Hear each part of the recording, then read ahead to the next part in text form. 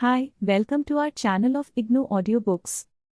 Indira Gandhi National Open University, School of Continuing Education, Certificate Programs, Certificate in Rural Development, CRD, MRD-101, Rural Development Indian Context, BLOCK-3, Rural Development, Agrarian Issues, Unit-1, Agrarian Movements. 1.0 Objectives. After studying this unit, you should be able to identify the agrarian classes in India and their main features. Enumerate the features of agrarian movements. Identify the conditions in the social system which give rise to or are associated with agrarian movements. Critically analyze the forms that agrarian movements take and their implications for change and describe their features. 1.1 Introduction. Agrarian movements are an integral part of an agrarian system and reflect the changes which are developing internally in the structure of the agrarian system or in relation to it. In this unit, concepts pertaining to the agrarian system, the agrarian class and social movements are discussed. A reasonable understanding of these is necessary for appreciating the context which gives rise to agrarian movements. The unit will also identify the main agrarian movements, trace their development and describe their features. Considering the size of the country, the diversity, the long history of agrarian struggles, and their inadequate documentation, it is very difficult to present and explain details about all the agrarian movements in India. It is still possible, however, to capture some of the major movements, examine their significance with reference to the context within which they developed, and the consequences they had for the agrarian condition in particular and for the Indian society in general. This unit will give you a brief account of the key concepts regarding the agrarian system, relationships between movements and change, the framework for the analysis of movements and some of the basic concepts of agrarianism. Further, we will describe the phenomenon of the agrarian movements that came up in our country, both before and after independence. 1.2 The Indian agrarian system and agrarian classes. Agrarian movements do not take place in industrial or urban setting, although they may draw support from sections of population in these sectors, or may even have alliances with them for achieving a larger political goal. Basically, these movements arise within agrarian systems. The dictionary meaning of the word agrarian, stated briefly, is that pertaining to cultivated or agricultural land, and its tenure, related to cultivated land or its management or distribution. The term agrarianism refers to movements for the division of land and changes which would improve the economic status of the farmers, methods, more or less controlled, to bring about changes in the existing pattern of land ownership and operations that involve not only the diffusion of wealth, income and productive capacity in the economy, but also the creation of new incentives and opportunities for increased productivity, income and employment. Finally, agrarian outrage is an act of violence originating in discords between classes with antagonistic relationships. 1.2.1 Agrarian class. The manner in which the members of an agrarian population are related to each other in the social organization of agricultural production describes a given agrarian system and also determines the agrarian classes. These relations include attributes such as crop share, rent, given by a tenant to his landlord, unpaid labor of the tenant agricultural laborer, non-market wages, bondedness of labor, customary exactions, rights over the women of inferior tenants and laborers for sexual gratification of the landlord, various expressions of deference used for the landlord symbolizing subordinate and lower caste/class status of the tenant. The agrarian class structure is, thus, a reflection of the relations of production in agriculture. The variation in the forms and content of agrarian class structure depends upon the level of technological development and the nature of the ownership of the means of production such as land, machinery, cattle, etc. Check your progress. 1. Explain the terms agrarian, agrarianism and agrarian outrage. 1.2.2 Agrarian classes in India. The agrarian class middle. Composition varies depending upon social, economic, geographic, political and administrative conditions of the region.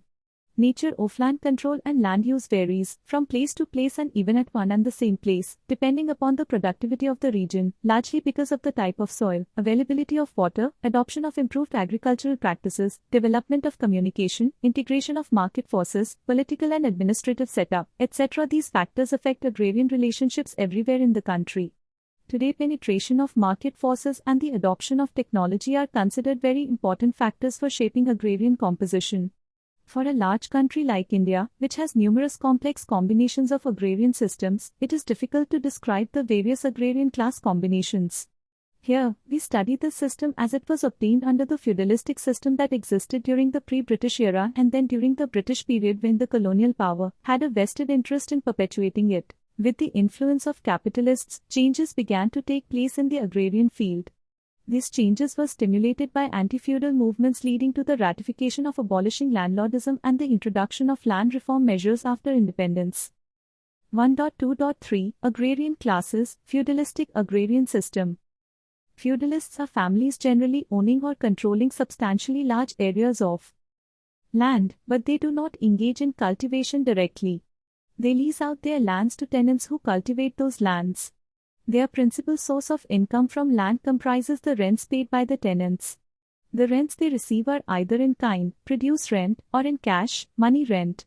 Produce rent, again, can either be a fixed amount or a specified share of the crop grown by the tenant. Money rent is generally a fixed amount. Such rent-collecting landowners constitute the rentier classes of landlords who often are absentee landlords, depending upon where they normally reside. In addition to income through rent, the landlord class is often associated with earning through usury, interest on lending. The peasant class is generally identified with self-cultivating through family labor, subsistence and small farm cultivator households. The distinguishing feature of this class is the contribution of the peasant householder's family labor to its own activity of cultivation. The feudalistic character of the agrarian system resides in the nature of interrelationships among the various class categories. 1.2.4 Agrarian classes, capitalistic agrarian system. Farmers, owning or controlling substantial landholdings, who get their land cultivated with the help of wage labor under their own direction and or delegated supervision, can be described as capitalist farmers. They themselves do not engage directly in cultivation. The rich and family farmers can be distinguished by the contribution of their family labor to cultivation under self-supervision. They operate on land holdings which can be cultivated almost entirely through their family labor. They do not hire themselves out as laborers. 1.3 Movement, meaning and features. Since movements and change are closely related, it is important that you understand the meaning of the term movements. Almost any collective mobilization tends to get described as a movement of one kind or the other of peasants, laborers, students, women in backward classes or tribal communities. Movements have recognizable structures and can best be understood in terms of their features. Here, we will outline their features as we discuss the contributions made by some of them. A movement attempts to bring about change, even in the sense of an entirely new social and economic order. It generally involves some goal-oriented sustained mobilization of a collectivity in a relationship of conflict with some other groups and is directed towards the achievement of its objectives. A movement, particularly one which has far-reaching implications for change, must develop, sooner or later, a comprehensive ideology which will present a rationale for bringing about or resisting changes for which a struggle is considered necessary. Movements usually have a strategy for achieving their aims and also employ tactics as a part of the overall strategy. Sometimes, movements tend to achieve their legitimate rights through persuasion. When the state shows no concern, these may lead to organized demands for changes pertaining to some specific aspects of their lives or for total transformation. A distinction is often made between peasant movements and farmers' movements. Hebrel, 1972, observes, farmers' movements, as a rule, do not develop elaborate ideologies but raise concrete demands. In this respect, they come closer to being mere protest movements. Check your progress. 1. What is a movement? Enumerate any three features of a movement. 1.4 Movement and change, the framework. 1.4.1 Classification of social movements. Social movements have been classified in a number of ways using one criterion or the other: ideology, strategy, nature and extent of change/reform in the structure. The main categories of people involved in such movements are peasants, workers, students, caste groups, women, etc. Mukherjee, 1983, has classified movements on the basis of the kind of change they seek to bring about. Those that seek to bring about, or resist, quasi-structural changes within the system, i.e., they may have some of the appearances of a structural change but in fact are not so. These are quasi-movements. Those that seek to bring about, or resist, alternative structural changes by addition or deletion of some structures. These are social movements. Those that seek replacement of existing structures by alternative structures. These are social transformatory movements. It is obvious that most social mobilizations are quasi-movements seeking redressal of grievances or staking claims for a better bargain in the transactions that take place within and between structures that constitute the system. These are mobilizations not for changing the system, but for changes within the system. Such mobilizations are often viewed as system correctives. 1.4.2 Framework for the analysis of movements and change. We can broadly identify two orders of means adopted by movements to bring about or resist changes. These are institutionalized and non-institutionalized means and pertain to a system defined by the established power governing that system. If it declares a given means adopted by a movement as illegal and subject to severe penal action, it has to be considered as non-institutionalized. There are three aspects of the use of means: A. That related to the use of violence, B. That related to its social legitimacy, and C. That related to the question whether they are institutionalized or non-institutionalized. Means are employed by the state or the establishment for overall social control and also by movements emerging out of contradiction within the societal system. It may be noted that a given set of means is considered institutionalized or otherwise. In relation to the nature of the structure of established power, the state also has the authority to define it as legal or illegal. Thus, an identical mass protest may be accepted as part of the political culture and structure of India or the USA but not so in China or South Africa. We can now arrive at a framework for analysis by which we can assess more precisely the following. 1. The nature and quality of a movement. 2. The change it aims to bring about, and 3. The means, strategies and tactics it may use. In this context, 6 kinds of situations can be identified as presented and explained below. Look at the screen for table content. Situation A. This refers to movements using institutional means to achieve ends which do not involve any structural changes of the system. For example, farmers' associations pressing for various subsidies, procurement prices for crop loan waivers, etc. are not intended to bring about changes in the agrarian system. Such movements are quasi-movements. Situation B. This refers to collective mobilization which seeks systemic changes through institutionalized means. Peasant associations demanding the abolition of the institution of tenancy and grant of land to the tiller through legitimate modes of demand articulation would be the examples. The All India Kisan Sabha's large-scale mobilization of the peasantry for the abolition of intermediaries, zamindars, is also a good example of this case. This is indicative of an unstable state of the social system with a possibility that non-institutionalized means could surface at a later stage. Situation B1. This is characterized by a collective mobilization which adopts non-institutionalized means for the attainment of intra-systemic goals.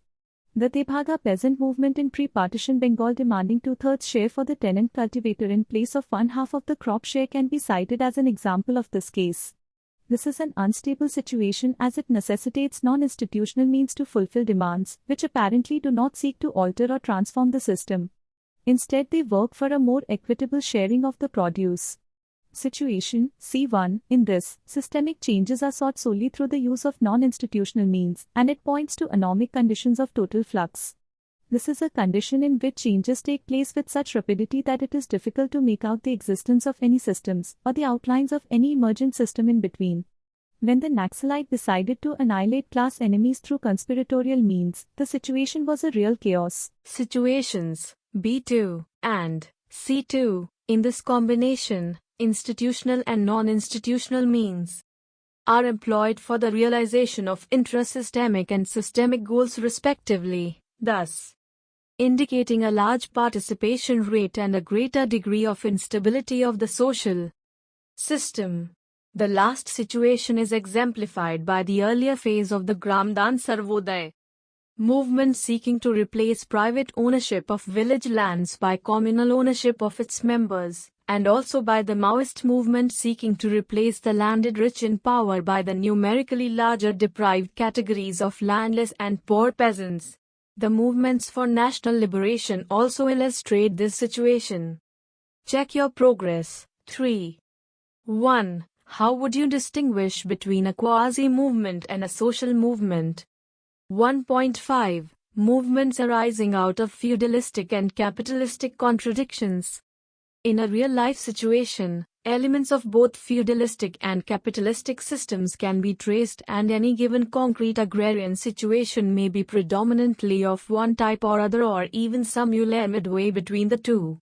Following this conceptual understanding of the process of changes in agrarian systems, we can say that most agrarian mobilizations arise out of a. Contradictions embedded in the feudalistic structures of agrarian society, and b. Contradictions emerging from capitalistic penetrations in agriculture. In the former situation, the major contradictions are to be found within the feudalistic agrarian system, the exploitation of and discrimination between agrarian classes and communities. This results from the institutionalized customary practices of surplus appropriation, mainly in the form of rent, usury, unpaid labor, and other forms of economic oppression pursued by the landowners. In the capitalistic agrarian system, the major contradictions are between the rural and the urban industrial, between the farming community and the urban industrial capitalist classes, and the conflicting classes within the rural community guided by purely economic factors. First, we shall briefly discuss the Champaran, Bihar, 1917 and Kheda, 1918 movements, which were greatly influenced by Gandhi. Thereafter, we shall discuss the two large-scale Marxist peasant mobilizations, the Tebhaga and the Telangana. Later, we shall have a look at the post-independence agrarian movements, the Gramdan Sarvodaya, and the Naxalite movements. All these would qualify as products of colonial feudalistic agrarian structures. Thereafter, we shall discuss the farmers' agitations as typical of areas in which capitalistic market influences have become pronounced, including the Green Revolution belts, and lastly the movements triggered by the opening of domestic markets under WTO agreements. 1.6. Movements arising out of feudalistic contradictions. Before 1950.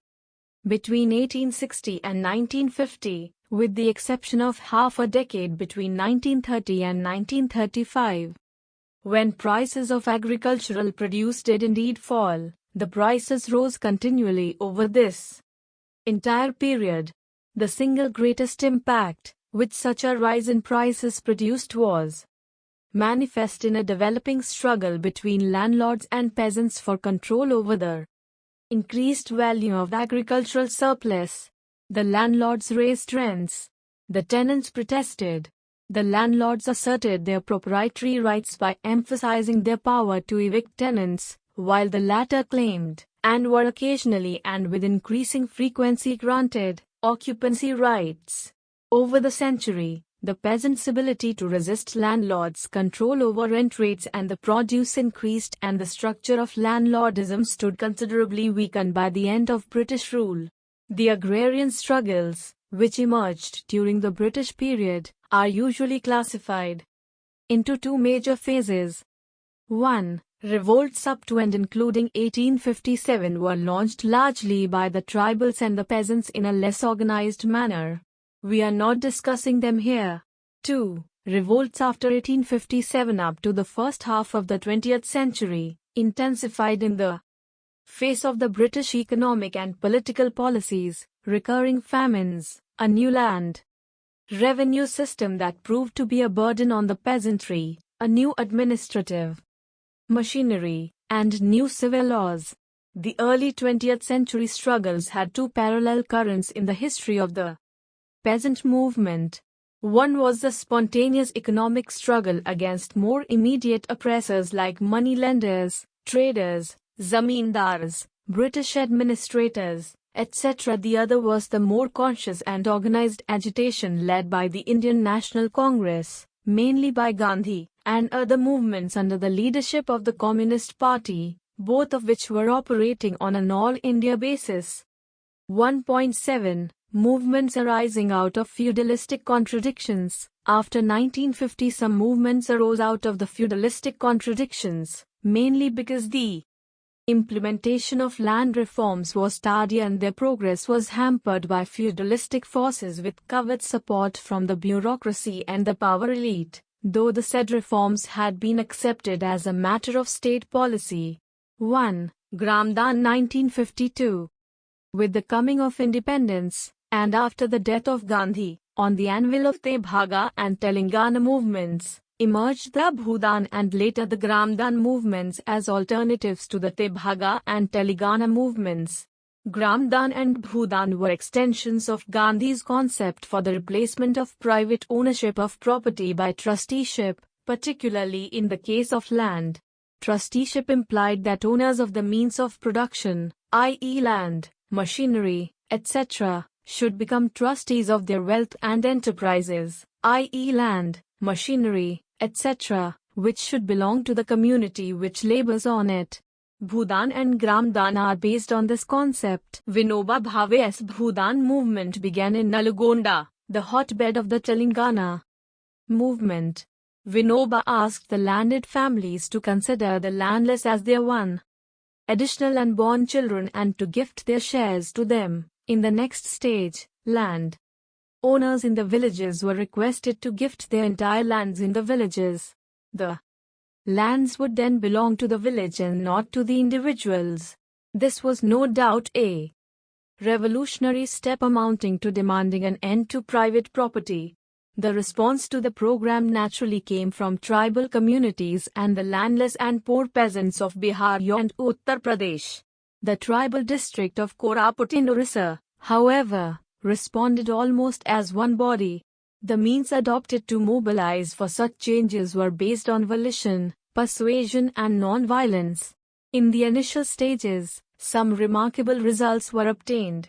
For example, in 1958 about 88 households embraced Gramdan with only 18 acres of land in village Barain, Bihar, which was inhabited only by SCs and STs. All villagers were agricultural laborers except one middle-class peasant family. The village then set about creating new institutions, the Sarvodaya Sahyog Samiti, Cooperative Society, and the Gram Sabha, Village Assembly. Decisions involved collective farming on 18 acres of Gramdan land. Sharecropping contract with landowners had now to be routed through the cooperative society. A community center, cattle shed and community garden were established through Sharamdan, voluntary gift of labor. The village children slept at the same place in the community center complex irrespective of caste differences. A package of village industries was started: the oil press, beekeeping, production of toddy molasses and, of course, the charkha, spinning wheel, for spinning and the kargha, loom, for weaving. An egalitarian social system evolved rapidly. The better-off farmers started demanding certain concessions for their conditional entry into Gramdan, which was acknowledged. This led to a chain reaction with other poor peasants demanding similar conditions, which had to be granted. In due course, the smooth egalitarian functioning of Gramdan was impaired. The Gramdan Sarvodaya movement did not directly engage in struggles against feudal forces of exploitation. It attempted a structural option for the exploited sections of the peasantry and agricultural laborers to build an alternative egalitarian system of production and distribution, which would replace the feudalistic agrarian system. 2. Naxalbari and Naxalite movement, 1967 onwards. The Naxalbari movement in the Siliguri subdivision of Darjeeling district, which matured in 1967, derived its name from Naxalbari, a village in North Bengal. It was a continuation of prolonged struggles by the peasant association against feudal exploitation and subversion of land reforms. From the mid-50s, the Krishak Samiti, peasant committee of the Communist Party, engaged in relentless struggles against the landlord class. They would not allow them to evict tenants or to levy non-legal exactions. They advised tenants not to give the landlords any crop share unless they furnished documentary evidence of the land under tenant cultivation. Leftists emerged victorious in the 1967 elections in West Bengal. On the 2nd of March 1967, a non-Congress United Front government was established jointly by the Communist Party of India, CPI, the Communists Party of India, Marxist, CPI-M, and a breakaway group from the Congress, the Bangla Congress. The crux of the problem in West Bengal, like in any other state, in the struggles within the feudal order, was concentration of the ownership of land in hands of landlords. The United Front government was pledged to bring about long-due land reforms, a small plot of land for each poor and landless peasant, and their release from the burden of usury. Soon after swearing in, the minister in charge of land revenue, a veteran CPI-M peasant leader, announced a policy of speedy distribution of surplus land among the landless and the stopping of eviction of sharecroppers. The parties had promised land redistribution but were not in complete control of the state, and thus not yet sure how to recover the land transferred mala fide by the landlords. On the mala fide, Benami transfer, the minister said, the government had not yet been able to take any decision. The hurdles put by the constitution and the court papers and documents are stupendous. Sumanta Banerjee, 1986. The government also realized the strength of the landlords, their control over economic and social affairs, and their ability to delay the process of land distribution.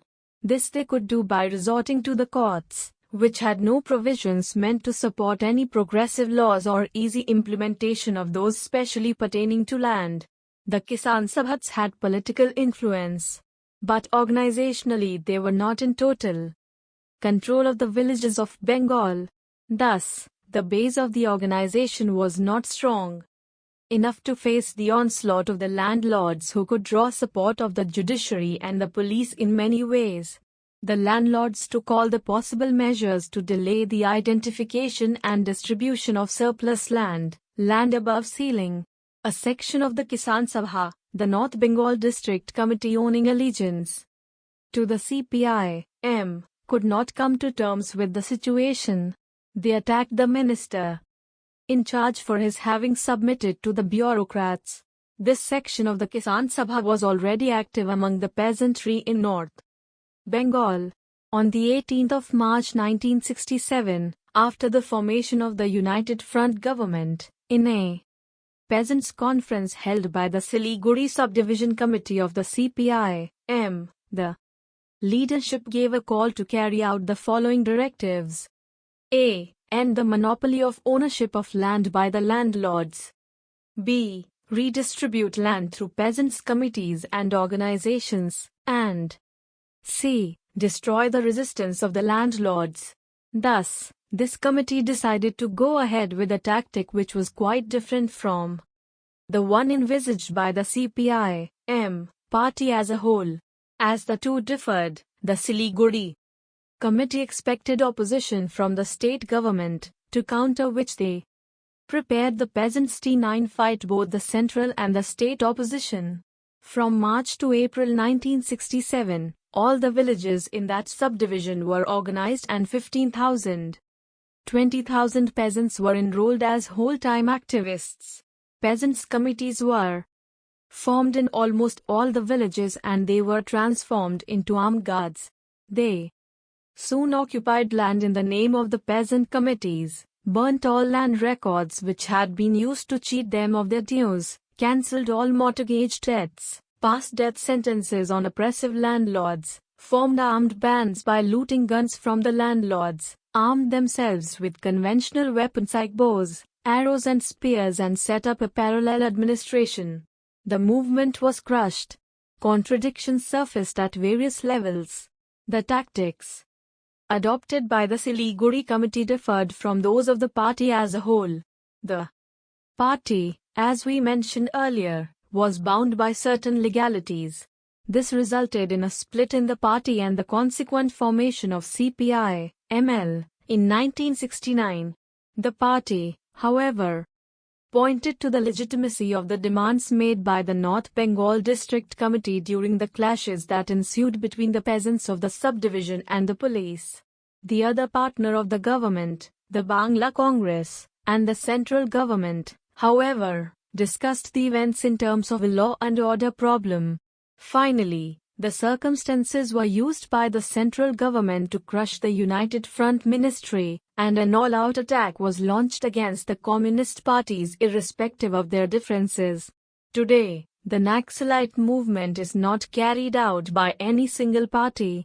Countless groups espouse Naxalite politics and operate autonomously in their chosen areas, maintaining, at best, tenuous links with some other groups. 3. Operation Barga.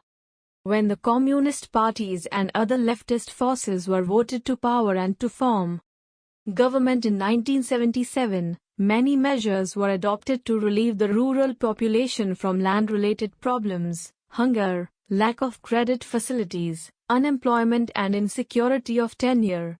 Of the various land reforms in West Bengal, here we are going to concentrate only on Operation Barga, a program for the registration of sharecroppers, which was both a culmination of prolonged struggles and a movement in its own right.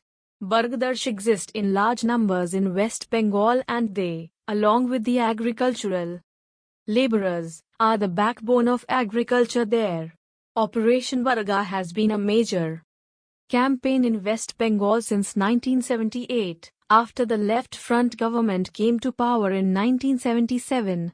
The Bengal Bargadarsh Temporary Regulation Bill introduced at the end of the Bhaga movements, for example, was an expression of the problems faced by Bargadarsh.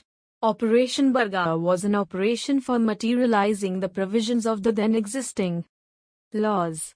One of the major aspects of this operation was the registration of Bargadard.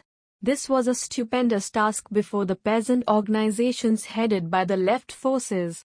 West Bengal had a long history of zamindar settlement.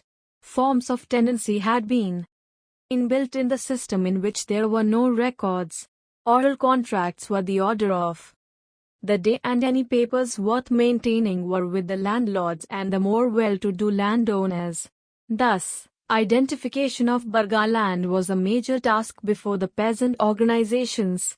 The Bargadarsh were bound to the landowners economically, politically and even socially. The temporariness and tenant-at-will status forced them to live with the fear of eviction and, therefore, made them subservient to the power of the landowner. The peasant organizations had to first break through this relationship and later, after the registration, to give protection to the Bargadarsh from any attack mounted by the old power groups, like the Bargadar landlords.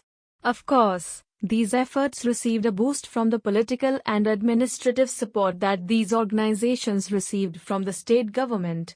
Operation Barga appeared to be the culmination of all the anti-feudal struggles of the past. The program itself was a struggle, a movement which received support from the state, a state which had the political will to implement the laws. As a result, by 30th of June, 1985, 1.31 million Barga recordings were completed out of an estimated total of 2 million Bargadarsh.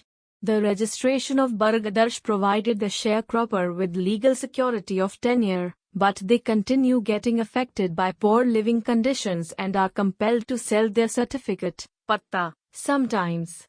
Of course, institutional finance and other poverty alleviation programs have been introduced to stop this trend. By 1983, nearly 3 lakh sharecroppers were provided with such credit. The crop share norm seems to be settling for 75-25, with the Bargadar providing the bulk of the inputs into farming. The structure of tenancy has been secured through security of tenure provided to the Bargadar, and this has created such conditions for the Bargadar as free him from the many economic and non-economic obligations that tied him to the landowner earlier. Check your progress. 4. 1. Bring out the main features of Bhudan and Gramdan movements. 2. List the main features of Operation Barga. 1.8. movements arising out of capitalistic contradictions. Agrarian mobilizations up to the 60s took place largely in response to contradictions within the old agrarian systems dominated by feudal relations. Thereafter, the agrarian situation seems to be changing in certain areas where market forces and prices have tended to play an ever-increasing role in the lives of the farmers over a period of time. Areas growing cash crops in Tamil Nadu, areas under onion, sugarcane, cotton, beedi, and tobacco cultivation in Maharashtra, areas under cotton, sugarcane, hybrid jowar, etc. in Karnataka, and wheat-growing states of Punjab and Haryana, which were the earliest to reap the benefits from the Green Revolution, began witnessing a new consolidation of rural power. Strong farmers' organizations have emerged in these areas. By August 1980, the Ryota Sanghas active in Shimoga, Belagav, Bijapur and Bellary districts in Karnataka consolidated themselves on a non-party basis. The outcome was the establishment of the new Karnataka Rajya Ryota Sangh, KRRS, the same name as that of CPI-led KRRS, with the leadership in the hands of Rudrappa Sundaresh and Nanjunda Swami, a professor of law and a Lohia-inspired socialist. This crystallization was facilitated by Narayana Swami Naidu, who earlier taught the state under the sponsorship of Shimoga leaders. Thenceforth, an ideology of ruralism would guide the future expansion of the movement. Specific issues and area-specific problems submitted from time to time were being replaced by a new framework, which made clear that agriculture had to be treated as a commercial unit as in industry.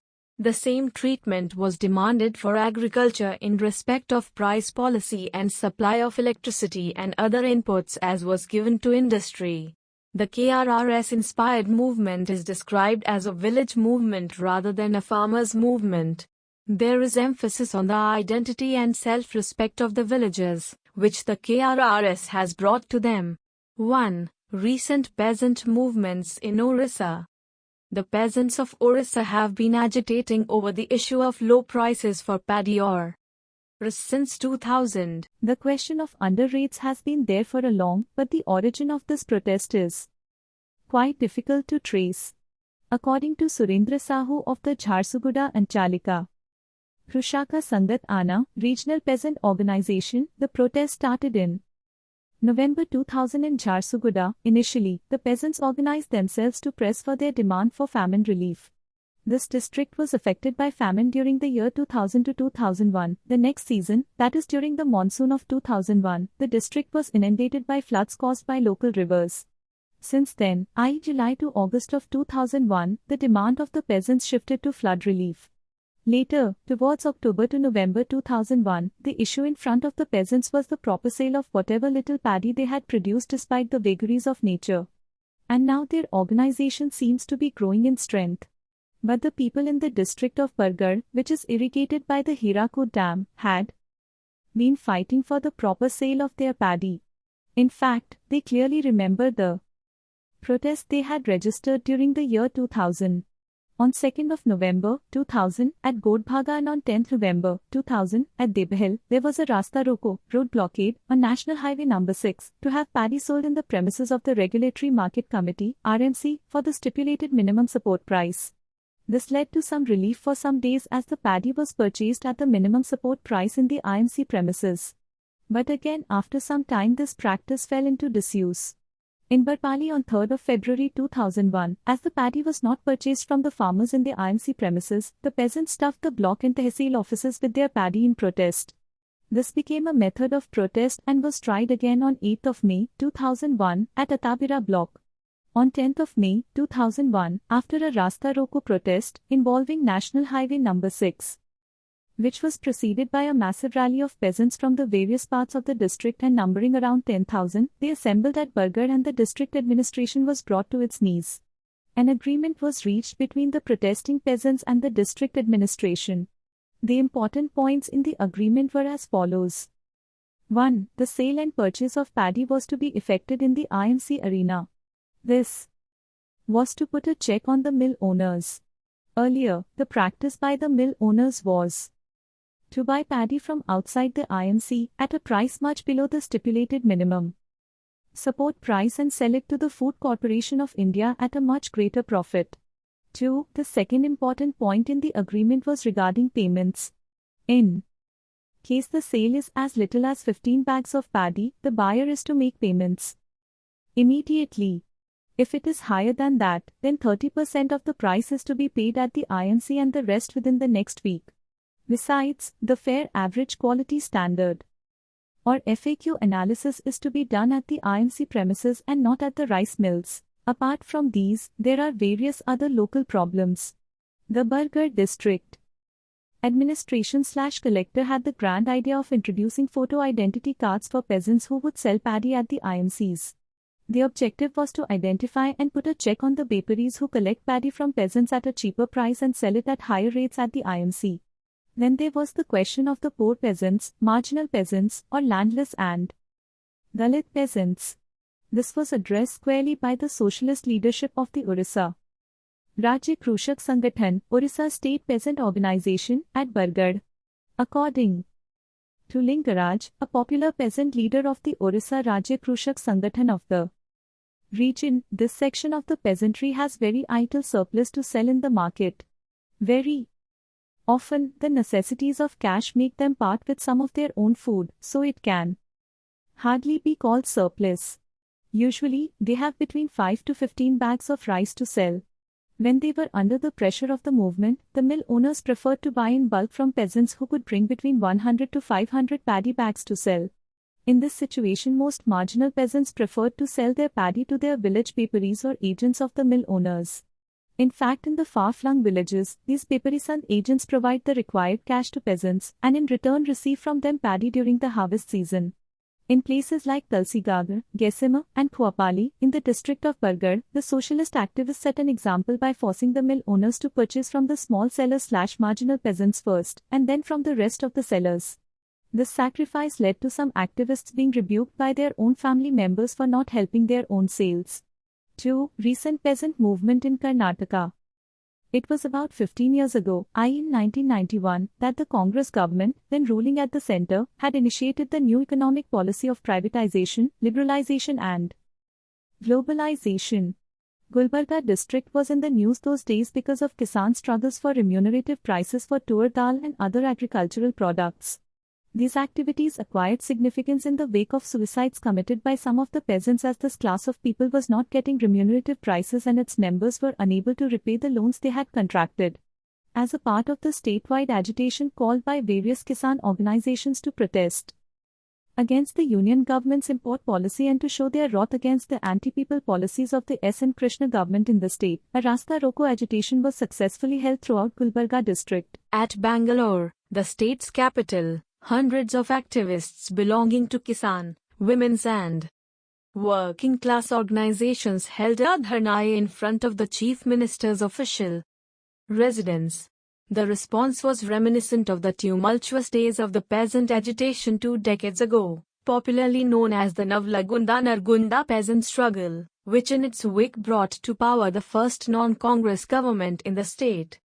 In view of the agitations by tur dal growers in the northern parts and by coconut and areca nut growers in the western parts of Karnataka asking for the state government's intervention to stop the collapse of prices in the case of these crops, the milk producers' struggle and the agitation against the steep hike in electricity tariff announced by the state government, the Karnataka Paratha Rayat Loot Sangh, AIKS, Karnataka Rajya Rayata Sangh, Karnataka Paratha Krishi Kudi Karara Sangh, IGNOU, and the state unit of AIKS, Ajay Bhavan, called for a Rasta Roko agitation on February 5 to 6, 2001 and Jail Bharo agitation on February 7, 2001.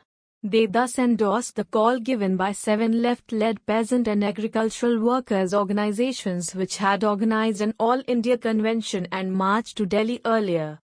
The sad plight of the growers of tur dal, areca nut and coconut, and also that of the milk producers, was a direct outcome of the import policy dictated by the WTO and more than willingly followed by the central government. The agitating organizations demanded intervention from the state government to arrange support for the growers of tur dal, areca nut, coconut, paddy and maize. They also demanded withdrawal of the steep hike in electricity rates announced by the state government as per the IMF World Bank dictates. Another demand was that the state should halt dismantling its public distribution system, the elimination of which too had worsened the plight of the Kisans and other poorer sections. 3. Other recent agrarian crises and agrarian struggles. In recent time, a serious crisis has emerged in the field of Indian agriculture. The crisis is most glaringly manifested in the growing incidence of starvation deaths and farmers' suicides. While the largest number of starvation deaths are still routinely reported from the backward regions of the country, especially Andhra Pradesh, Orissa and now increasingly from Rajasthan, the trend of suicides generally prompted by heavy indebtedness, crop failures, or inability to find a market for the produce, is noticed even among the well-to-do farmers in the agriculturally developed areas of Punjab, Maharashtra, and Karnataka. The crisis has also led to a new phase of agrarian unrest. Peasants and farmers have strongly opposed the WTO, growing penetration of giant agribusiness firms and attempts to corporatize agriculture. Once again, powerful farmers' movements are being witnessed in the areas of Green Revolution, Punjab and Haryana in particular, while the WTO agreements, especially the removal of quantitative restrictions, QRs on imports, and as a result, the thoroughly unequal competition with heavily subsidized big corporate farmers from the Western countries has aggravated the present crisis. At the root of it is the accumulated anomalies of the underlying landlord path of capitalist development in Indian agriculture. Sections of big farmers have started dreaming about exporting to the world market and securing super remunerative prices. And then the corporate sector has started demanding level playing field even as it began forging closer ties of collaboration with the MNCs. But the big farmers have came up with a demand for insulation from the WTO. The AIX organized a peasant conference at Faizabad in up against the new agricultural policy in March 200I. This was followed by a Lutera Bhagao, Krishi Bachao, Stop This Plunder, Save Agriculture campaign, in the course of which mass signatures were collected on a freedom charter against the WTO. In September 2001, an impressive freedom from debt conference was held at Manasai in Punjab, and finally on November 9, 2001 a massive anti-WTO rally was held in Delhi to protest the launch of a new trade round at the Doha summit of WTO. 4. Conclusions. The most recent manifestation of farmers' mobilization has seen the emergence of Mahinder Singh Tikait, himself a small/medium farmer, projecting the aspirations of the farmers of West Uttar Pradesh. One after another, newer areas of capitalistic market penetration is throwing up leadership which speaks more or less the same language, makes more or less similar demands, applies more or less similar strategies and tactics, and always involves large rural masses. What kinds of change are involved with such large-scale farmers' mobilizations? Firstly, the peasants are becoming farmers with their entry into the cash economy. This entry implies use of chemical fertilizers, pesticides, hybrid varieties of seeds, irrigation, electricity, diesel tractors, power tiller and so on, which are all monetized. So there arises the question of a remunerative market price for the produce. The second point to note is that in these areas of cash economy, farmers get their credit from formal institutions like banks, cooperative credit societies, etc. So, the role of the money lender, usurer, is more or less eliminated or considerably reduced. When debts accumulate, the farmer does not face bondage threats. He has an association which gets him debt relief or a waiver or a deferral of repayment. Thirdly, The landowning farmers are not characteristically related to each other through a hierarchy of rights and obligations.